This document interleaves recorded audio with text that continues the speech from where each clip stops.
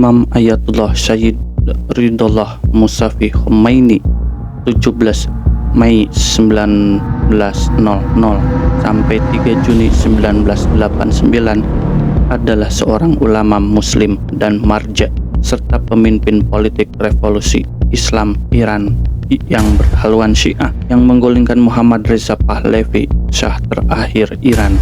Setelah revolusi, Imam Khomeini menjadi pemimpin besar Iran, tokoh terpenting dalam sistem politik Republik Islam yang baru. Imam Khomeini dianggap sebagai marja-e taklid oleh banyak muslim dan di Iran secara resmi disebut sebagai imam, bukan Ayatullah Agung. Para pendukungnya mematuhi konvensi ini. Imam Khomeini juga merupakan seorang ahli teori politik Islam yang sangat berpengaruh dan inovatif, yang paling terkenal karena pengembangan teori Velafate Faqih, perwakilan konsultan hukum. Ruhollah Musafi lahir dari pasangan Ayatullah Sayyid Mustafa Musafi dan Hajeh Aga Khanum yang disebut Hajar di kota Khomeini sekitar 300 km selatan ibu kota Teheran, Iran. Mungkin pada tanggal 17 Mei 1900 atau 24 September 1902. Ia adalah seorang sayyid dari keluarga religius yang merupakan keturunan Nabi Muhammad melalui imam ketujuh, Imam Musa Kazim. Kakak dari pihak ayah adalah Sayyid Ahmad Musafi yang istri ketiganya Sakineh melahirkan Mustafa pada tahun 1856. Kakek dari pihak ibu Imam Khomeini adalah Mirza Ahmad Mujtahid Aqonsari, seorang ulama berpangkat tinggi di Iran Tengah yang fatwanya untuk melarang penggunaan tembakau sebagai bentuk perlawanan terhadap monopoli yang diberikan oleh Syah kepada perusahaan Inggris menyebabkan pembatalan konsesi tersebut. Ayah Imam Khomeini dihabisi saat ia berusia 5 bulan dan ia dibesarkan oleh ibunya dan salah seorang bibinya. Kemudian saat ia berusia 15 tahun, ibu dan bibinya meninggal di tahun yang sama. Pada usia 6 tahun, ia mulai mempelajari Al-Quran, kitab suci Islam. Ia menerima pendidikan awalnya di rumah dan di sekolah setempat di bawah pengawasan Mullah Abdul Qasim dan Syekh Ja'far, dan berada di bawah perwakilan kakak laki-lakinya Ayatullah Fasdindeh. Hingga ia berusia 18 tahun, dibuatlah pengaturan agar ia belajar di seminar Islam di Esfahan. Tetapi ia malah tertarik pada seminar di Arak yang terkenal karena kecemerlangan skolastiknya di bawah kepemimpinan Ayatullah Syekh Abdul Karim Khairi Yazdi, yang juga merupakan murid dari beberapa ulama besar di Najaf dan Karbala di Irak. Pada masa awal politik, gagasan politik religiusnya secara terbuka karena kematian pemimpin agama Syiah terkemuka, meskipun pendiam Ayatullah Sayyid Muhammad Burjardi dan ulama aktivis Ayatullah Abdul Qasim Kashani 1962 membuat arena kepemimpinan terbuka bagi Imam Khomeini yang telah mencapai kedudukan keagamaan terkemuka pada usia 60 tahun. Selain itu, meskipun sejak Reza Shah Pahlavi naik ke tampuk kekuasaan pada tahun 1920-an, kelas ulama telah bersikap defensif karena kebijakan sekuler dan anti-ulamanya dan kebijakan putranya Muhammad Reza Shah.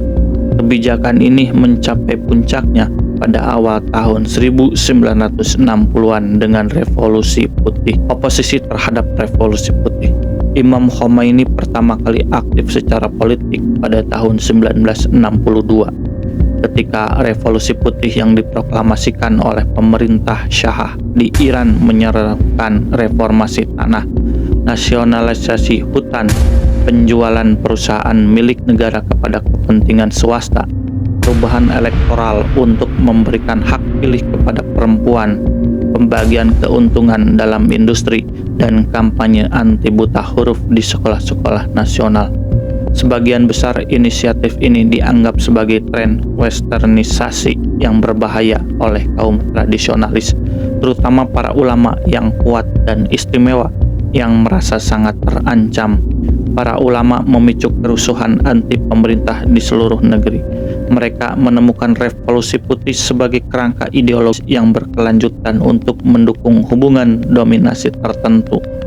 Dalam hal ini, monarki Muhammad Reza Shah Pahlavi, ia terutama merupakan proyek hegemonik yang dimaksudkan untuk mengembangkan Shah sebagai pemimpin revolusioner melalui pemanfaatan mitos sosial dan sejarah yang ditafsirkan ulang melalui prisma konstruksi ideologi kontemporer yang seringkali bertentangan seperti nasionalisme dan modernisme. Pada bulan Januari 1963, Shah mengumumkan program reformasi 6 poin yang disebut Revolusi Putih, sebuah paket langkah-langkah yang terinspirasi Amerika yang dirancang untuk memberikan rezimnya fasad liberal dan progresif. Imam Khomeini memanggil pertemuan rekan-rekan Ayatullah lainnya di Qom untuk mendesak mereka perlunya menentang rencana Shah. Imam Khomeini membujuk marjas senior lainnya di Qom untuk menetapkan boikot referendum yang direncanakan Shah untuk mendapatkan persetujuan rakyat atas revolusi putihnya. Pada tanggal 22 Januari 1963, sebuah deklarasi bernada keras yang mengecam Shah dan rencananya. 2 hari kemudian Shah naik pasukan lapis baja ke Qom dan dia menyampaikan pidato yang dengan keras menyerang ulama sebagai sebuah kelas. Imam Khomeini melanjutkan kecamannya terhadap program-program Shah, mengeluarkan manifesto yang juga membuat tanda tangan 8 ulama senior lainnya di dalamnya. Ia mencantumkan berbagai cara yang diduga dilakukan Shah dalam melanggar konstitusi, mengutuk penyebaran kerusuhan moral di negara tersebut, dan menuduh Shah tunduk sepenuhnya kepada Amerika dan Israel. Ia juga memutuskan bahwa perayaan Nowruz untuk tahun Iran 1342 21 Maret 1963 dibatalkan sebagai tanda protes terhadap kebijakan pemerintah. Pada sore hari Asyura 3 Juni 1963, Imam Khomeini menyampaikan pidato di seminar Yazid Madrasah di mana ia menarik persamaan antara Yazid dan Shah dan memperingatkan Shah bahwa jika ia tidak mengubah caranya, akan tiba saatnya orang-orang akan mengucapkan terima kasih atas kepergiannya dari negara tersebut. Menyusul kecaman publik Imam Khomeini terhadap Shah Muhammad Reza Pahlavi sebagai orang yang sangat menyedihkan dan penangkapannya pada tanggal 5 Juni 1963, kerusuhan besar selama 3 hari meletus di seluruh Iran dengan hampir 400 orang tewas. Imam Khomeini ditahan di rumah selama 8 bulan dan dibebaskan pada 1964. Ini juga merupakan titik balik dalam sudut pandang politik Islam. Para ulama telah mendukung monarki Syiah sejak berdirinya dinasti Safawiyah, dan ini merupakan sumber utama legitimasi para raja. Para ulama Syiah telah menasihati mereka untuk bersikap adil dan menaati jurisprudensi Jafari. Para raja juga tidak menegakkan aturan-aturan agama yang membatasi atau mengancam kehidupan dan lembaga-lembaga keagamaan dan membela wilayah Syiah di Iran. Namun Reza Shah mengubah monarki Iran menjadi kediktatoran modern. Program-program modernisasi dinasti Pahlavi membatasi dan mengecam kehidupan beragama dan membuat para ulama menanti monarki, dan akhir Imam Khomeini memutuskan untuk melawan mereka dan membangun negara lain yang sebanding dengan aturan-aturan agama. Hidup di pengasingan. Imam Khomeini menghabiskan lebih dari 14 tahun di pengasingan, sebagian besar di kota suci Najaf di Irak.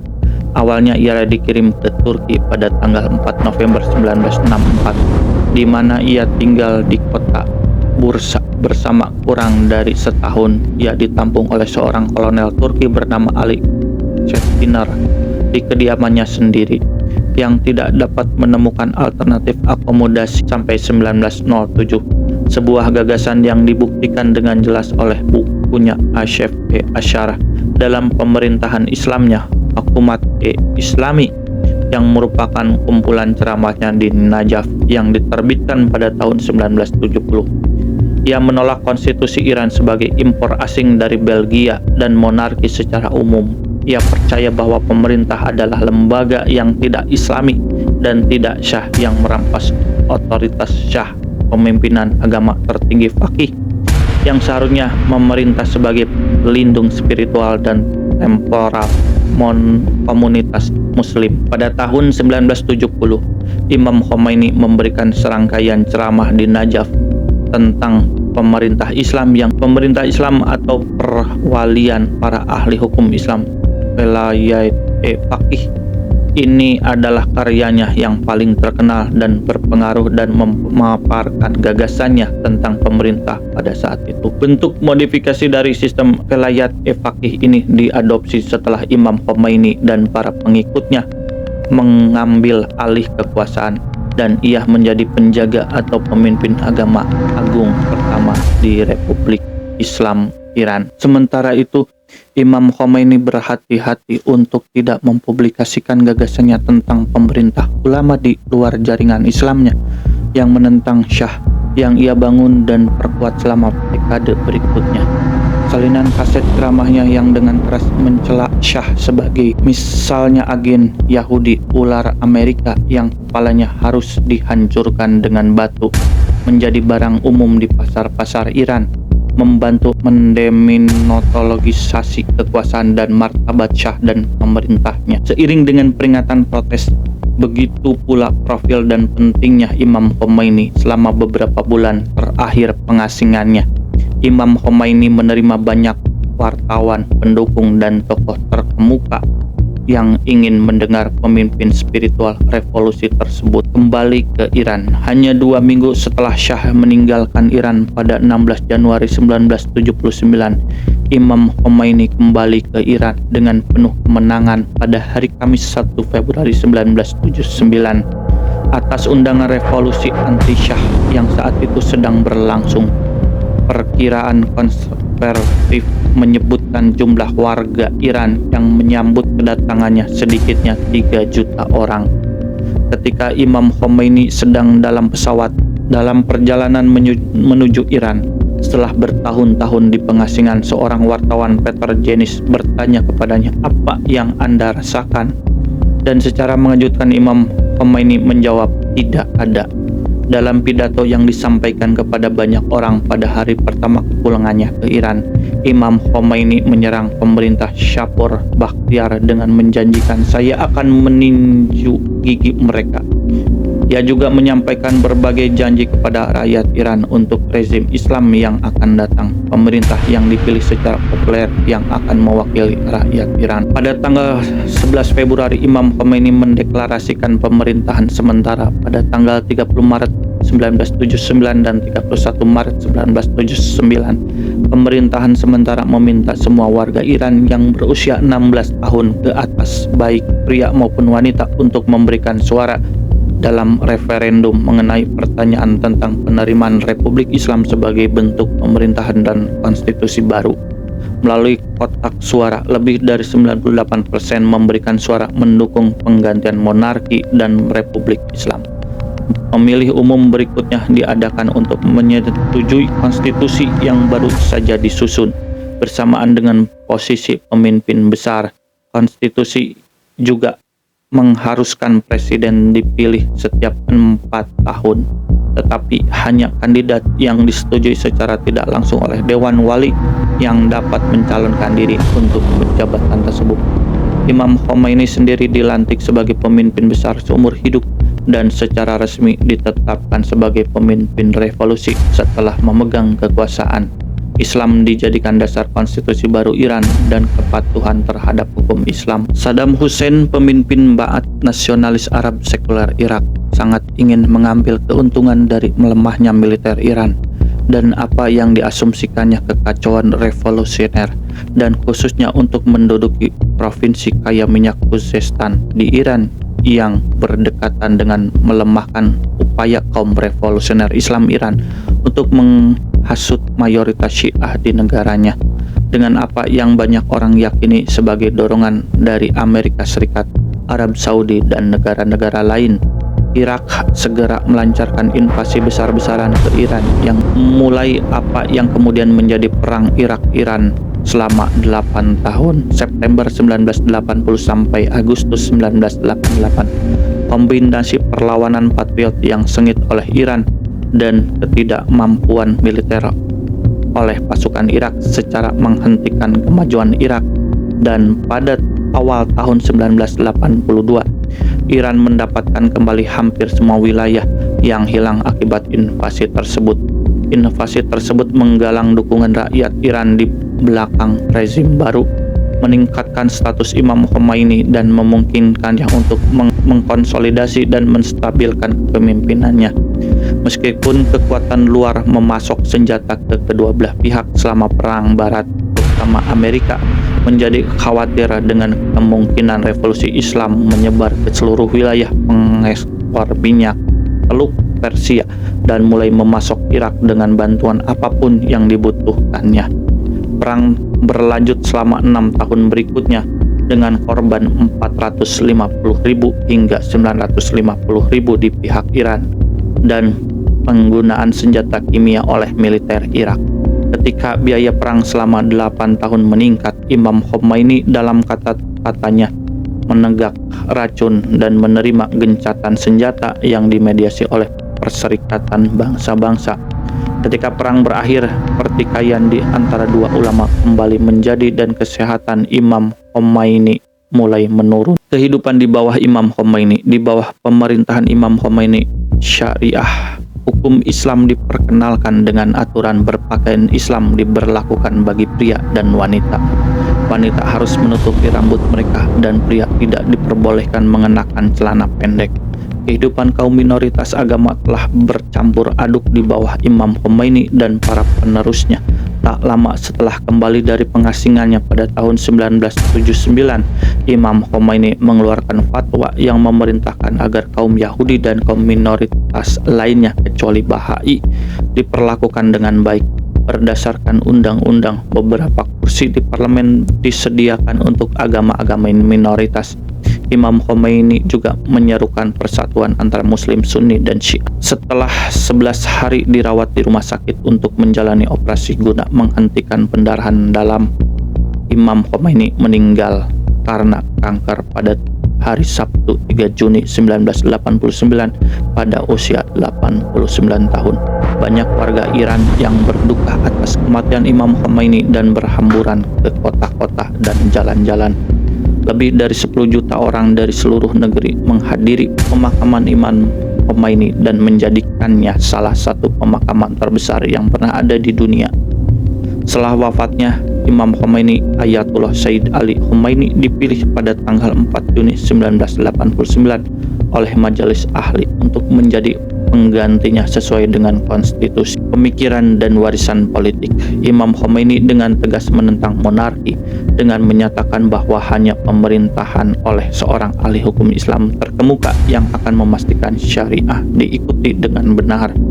Imam Khomeini meyakini bahwa Iran harus berjuang menuju kemandirian.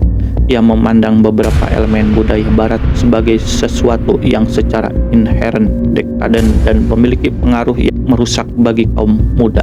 Visi utama adalah agar negara-negara Islam bersatu menjadi satu kekuatan tunggal untuk menghindari keberpihakan pada salah satu pihak barat atau timur, dan ia meyakini bahwa hal ini akan terjadi pada suatu saat dalam waktu dekat. Imam Khomeini menyatakan dukungannya terhadap Deklarasi Universal Hak Asasi Manusia dalam Safieh Naur Vol 2 halaman 242. Ia menyatakan, kami ingin bertindak sesuai dengan Deklarasi Universal Hak Asasi Manusia. Kami ingin bebas, kami ingin merdeka. Imam Khomeini menjalani gaya hidup pertapa, sangat tertarik pada mistisme dan menentang akumulasi tanah dan kekayaan oleh para ulama. Banyak ide politik dan agama Imam ini dianggap progresif dan reformis oleh para intelektual dan aktivis kiri sebelum revolusi. Definisi demokrasi menurut Imam Khomeini berada dalam kerangka Islam. Surat wasiat terakhirnya sebagian besar berfokus pada alur pemikiran ini, mendorong masyarakat Iran pada umumnya, khususnya kelas ekonomi bawah, dan para ulama untuk mempertahankan komitmen mereka dalam memenuhi cita-cita revolusioner Islam.